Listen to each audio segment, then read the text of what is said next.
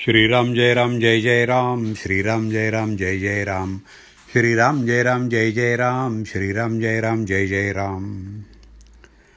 5 जून. वैराग्या वाचून सगळा परमार्थ लटका आहे. पक्ष्यांची पिलं त्यांच्या पंखाखाली वाढतात.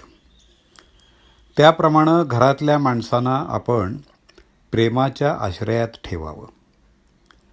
आपण त्यांच्यावर प्रेम करतो याची जाणीव ज्याला असेल त्याचे दोष काढलेले त्याला बोचत नाहीत. आईनं मुलाचे दोष त्याला सांगितले तरी त्याला त्याचं वाईट वाटत नाही. रोग्याच्या अंगातला ताप निघाला की त्याला शक्तीचं औषध लागू पडतं, कारण शक्ती येणं हे स्वाभाविक आहे. त्याचप्रमाणे अंतःकरण शुद्ध झालं की परमार्थ सोपा बनतो. परमार्थात मनाचे कष्ट आहेत, कारण आपल्याला मनाच्या आजपर्यंतच्या सवयीच्या उलटं जायचं आहे आणि म्हणूनच परमार्थाला अगदी स्वतःपासून सुरुवात करायची असते.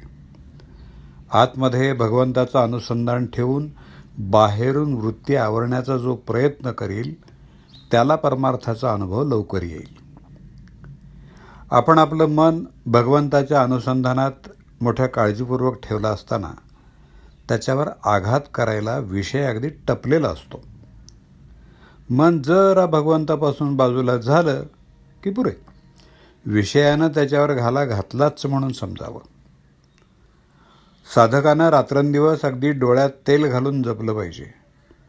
म्हणून परमार्थ म्हणजे अखंड सावधानता आहे. प्रपंच आणि परमार्थ हे वेगळे नाहीतच मुळी. प्रपंच अनासक्तीनं आणि आनंदानं करणं हाच परमार्थ आहे. आता परमार्थाच्या आड काय येतं?